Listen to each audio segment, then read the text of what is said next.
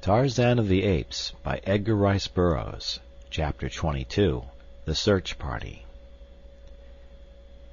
When dawn broke upon the little camp of Frenchmen in the heart of the jungle, it found a sad and disheartened group. As soon as it was light enough to see their surroundings, Lieutenant Charpentier sent men in groups of 3 in several directions to locate the trail, and in 10 minutes it was found, and the expedition was hurrying back toward the beach.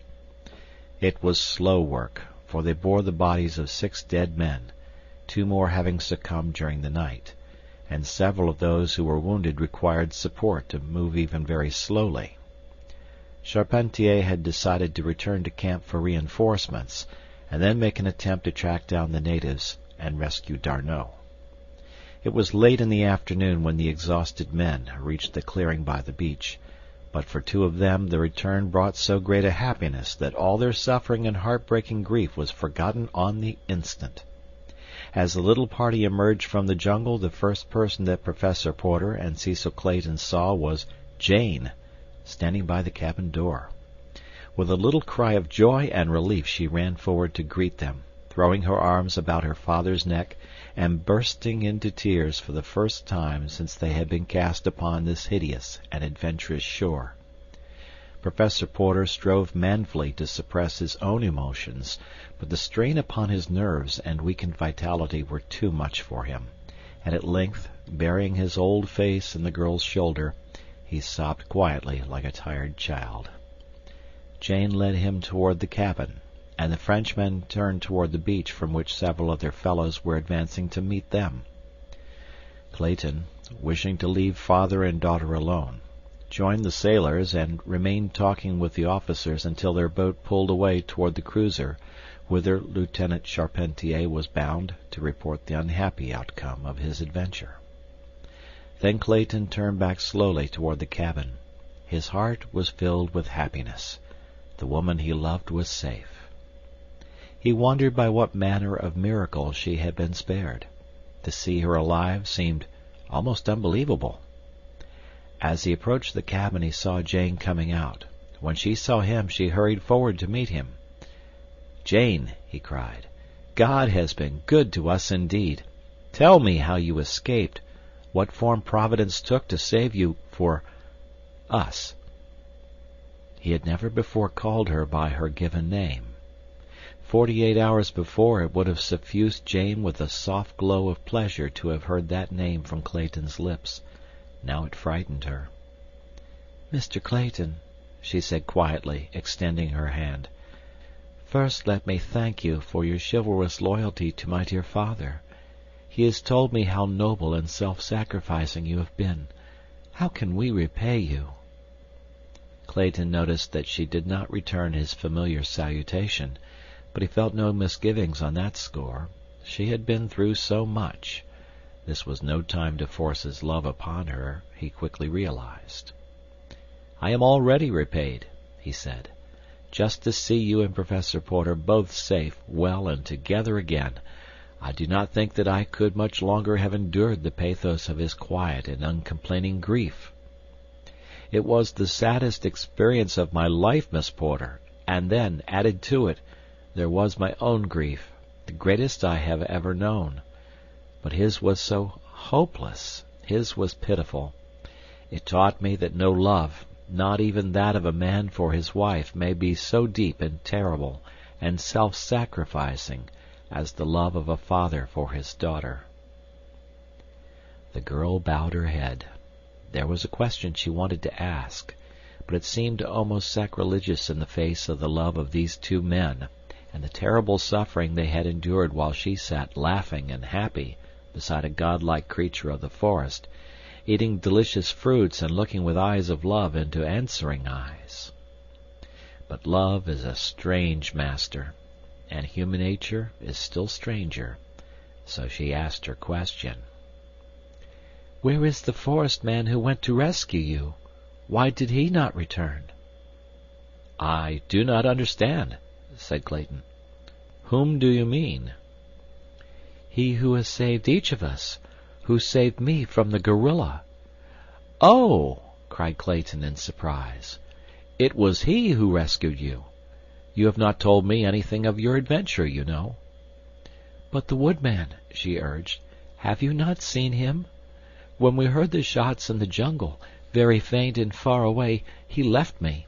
We had just reached the clearing, and he hurried off in the direction of the fighting. I know he went to aid you." Her tone was almost pleading, her manner tense with suppressed emotion. Clayton could not but notice it, and he wondered, vaguely, why she was so deeply moved, so anxious to know the whereabouts of this strange creature.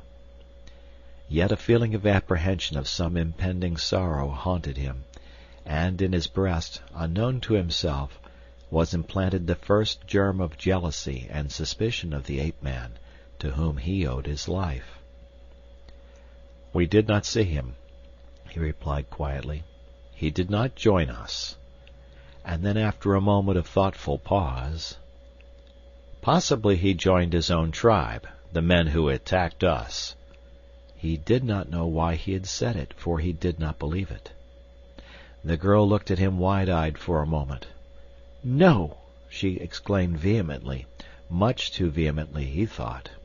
"It could not be. They were savages." Clayton looked puzzled. "He is a strange, half-savage creature of the jungle, Miss Porter. We know nothing of him. He neither speaks nor understands any European tongue, and his ornaments and weapons are those of the West Coast savages." Clayton was speaking rapidly. "There are no other human beings than savages within hundreds of miles, Miss Porter. He must belong to the tribes which attacked us, or to some other equally savage. He may even be a cannibal." Jane blanched. "I will not believe it," she half whispered. "It is not true. You shall see," she said, addressing Clayton, "that he will come back and that he will prove that you are wrong. You do not know him as I do. I tell you that he is a gentleman." Clayton was a generous and chivalrous man, but something in the girl's breathless defense of the forest man stirred him to unreasoning jealousy, so that for the instant he forgot all that they owed to this wild demigod, and he answered her with a half-sneer upon his lip. "Possibly you are right, Miss Porter," he said, "but I do not think that any of us need worry about our carrion-eating acquaintance.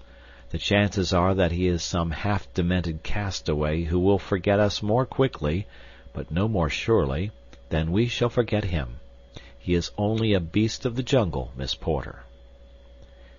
The girl did not answer, for she felt her heart shrivel within her.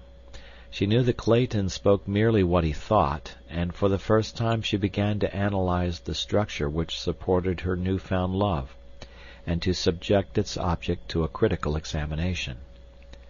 Slowly she turned and walked back to the cabin. She tried to imagine her wood god by her side in the saloon of an ocean liner. She saw him eating with his hands, tearing into his food like a beast of prey, and wiping his greasy fingers upon his thighs. She shuddered. She saw him as she introduced him to her friends, uncouth, illiterate, a boor, and the girl winced. She had reached her room now, and as she sat upon the edge of her bed of ferns and grasses, with one hand resting upon her rising and falling bosom, she felt the hard outlines of the man's locket. She drew it out, holding it in the palm of her hand for a moment with tear-blurred eyes bent upon it.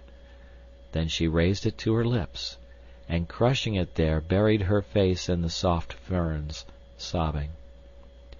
"Beast," she murmured. "Then God make me a beast, for man or beast, I am yours." She did not see Clayton again that day. Esmeralda brought her supper to her, and she sent word to her father that she was suffering from the reaction following her adventure. The next morning Clayton left early with the relief expedition in search of Lieutenant D'Arnot. There were 200 armed men this time, with 10 officers and 2 surgeons, and provisions for a week. They carried bedding and hammocks, the latter for transporting their sick and wounded. It was a determined and angry company, a punitive expedition as well as one of relief. They reached the site of the skirmish of the previous expedition shortly after noon, for they were now traveling a known trail and no time was lost in exploring. From there on the elephant track led straight to Mbonga's village. It was but 2 o'clock when the head of the column halted upon the edge of the clearing. Lieutenant Charpentier, who was in command, immediately sent a portion of his force through the jungle to the opposite side of the village. Another detachment was dispatched to a point before the village gate, while he remained with the balance upon the south side of the clearing. It was arranged that the party which was to take its position to the north, and which would be the last to gain its station, should commence the assault, and that their opening volley should be the signal for a concerted rush from all sides in an attempt to carry the village by storm at the first charge. For half an hour the men with Lieutenant Charpentier crouched in the dense foliage of the jungle, waiting the signal. To them it seemed like hours. They could see natives in the fields and others moving in and out of the village gate. At length the signal came, a sharp rattle of musketry, and like one man, an answering volley tore from the jungle to the west and to the south. The natives in the field dropped their implements and broke madly for the palisade. The French bullets mowed them down, and the French sailors bounded over their prostrate bodies straight for the village gate. So sudden and unexpected the assault had been that the whites reached the gates before the frightened natives could bar them, and in another minute the village street was filled with armed men fighting hand to hand in inextricable tangle. For a few moments the blacks held their ground within the entrance to the street, but the revolvers, rifles, and cutlasses of the Frenchmen crumpled the native spearmen and struck down the black archers with their bows half drawn.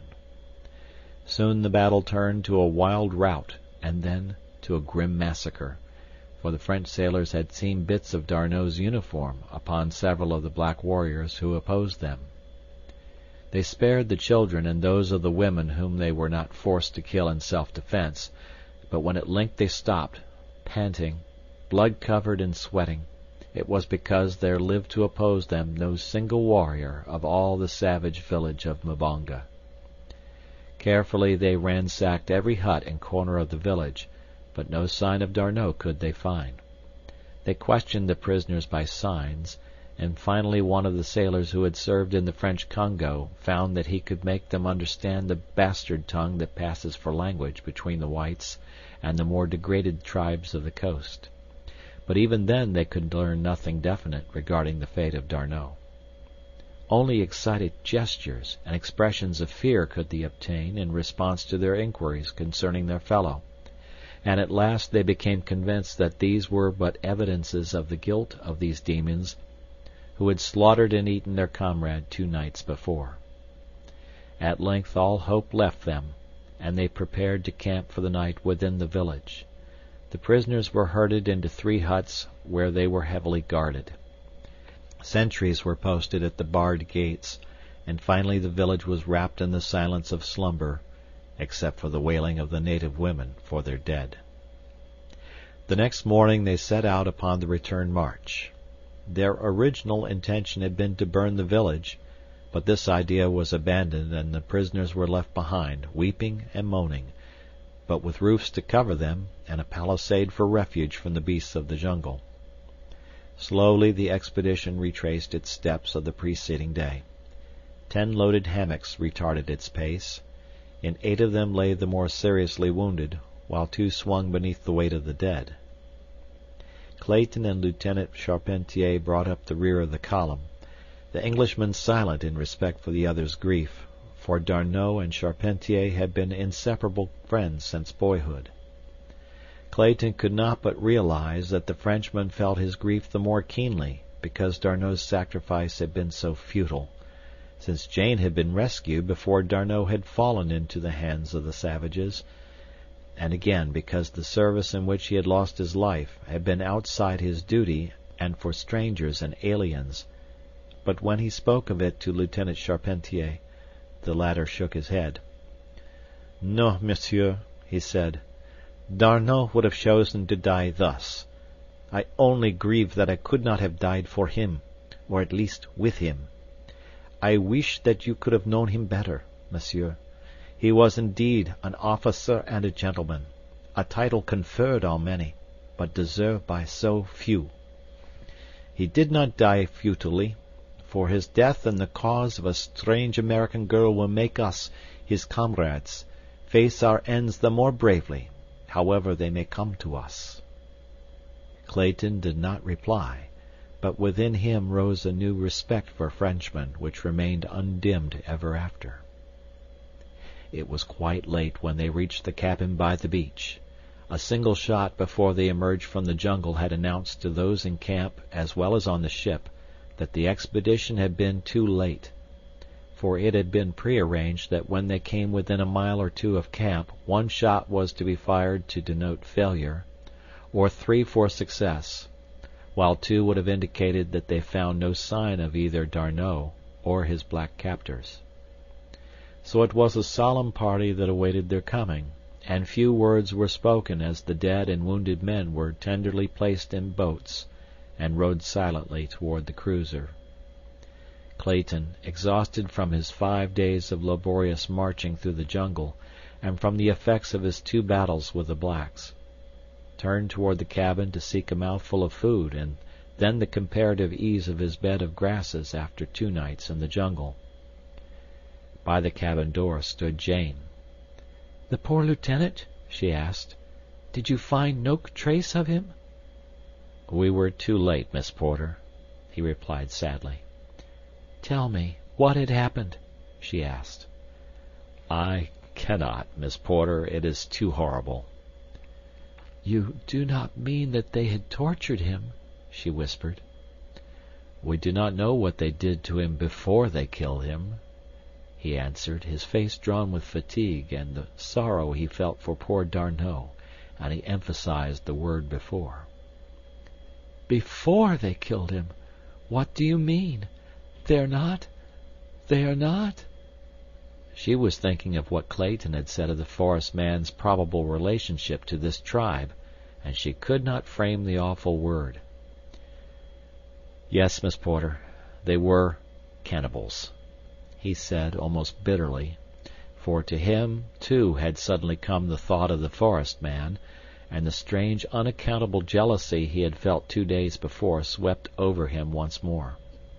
And then in sudden brutality that was as unlike Clayton as courteous consideration is unlike an ape, he blurted out, "When your forest god left you he was doubtless hurrying to the feast." He was sorry ere the words were spoken, though he did not know how cruelly they had cut the girl. His regret was for his baseless disloyalty to one who had saved the lives of every member of his party and offered harm to none. The girl's head went high. "There could be but one suitable reply to your assertion, Mr. Clayton," she said icily, "and I regret that I am not a man, that I might make it." She turned quickly and entered the cabin. Clayton was an Englishman, so the girl had passed quite out of sight before he deduced what reply a man would have made. "Upon my word," he said ruefully, "she called me a liar. And I fancy I jolly well deserved it," he added thoughtfully. "Clayton, my boy, I know you are tired out and unstrung, but that's no reason why you should make an ass of yourself. You'd better go to bed." But before he did so, he called gently to Jane upon the opposite side of the sailcloth partition, for he wished to apologize, but he might as well have addressed the Sphinx. Then he wrote upon a piece of paper and shoved it beneath the partition. Jane saw the little note and ignored it, for she was very angry and hurt and mortified. But she was a woman, and so eventually she picked it up and read it. "My dear Miss Porter, I had no reason to insinuate what I did. My only excuse is that my nerves must be unstrung, which is no excuse at all. Please try and think that I did not say it. I am very sorry. I would not have hurt you above all others in the world. Say that you forgive me. William Cecil Clayton." "He did think it or he would never have said it," reasoned the girl. "But it cannot be true. Oh, I know it is not true." One sentence in the letter frightened her. I would not have hurt you above all others in the world." A week ago that sentence would have filled her with delight. Now it depressed her. She wished she had never met Clayton. She was sorry that she had ever seen the forest god. No, she was glad. And there was that other note she had found in the grass before the cabin the day after her return from the jungle, the love note signed by Tarzan of the Apes. Who could be this new suitor? If he were another of the wild denizens of this terrible forest, what might he not do to claim her? "Esmeralda, wake up!" she cried. "You make me so irritable, sleeping there peacefully when you know perfectly well that the world is filled with sorrow." "Gaberelle!" screamed Esmeralda, sitting up. "What is it now? A hipponeurosauros? Where is he, Miss Jane?" "Nonsense, Esmeralda, there is nothing. Go back to sleep. You are bad enough asleep, but you are infinitely worse awake." "Yes, honey, but what's the matter with you, precious? You act sort of disgranulated this evening." "Oh, Esmeralda, I'm just plain ugly tonight," said the girl. "Don't pay any attention to me, that's a dear." "Yes, honey. Now you go right to sleep. Your nerves are all on edge. What with all these rippotamuses and man-eating geniuses that Mr. Philander been telling about, Lord, I ain't no wonder we all get nervous prosecution." Jane crossed the little room laughing, and kissing the faithful woman, bade Esmeralda good night. End of chapter.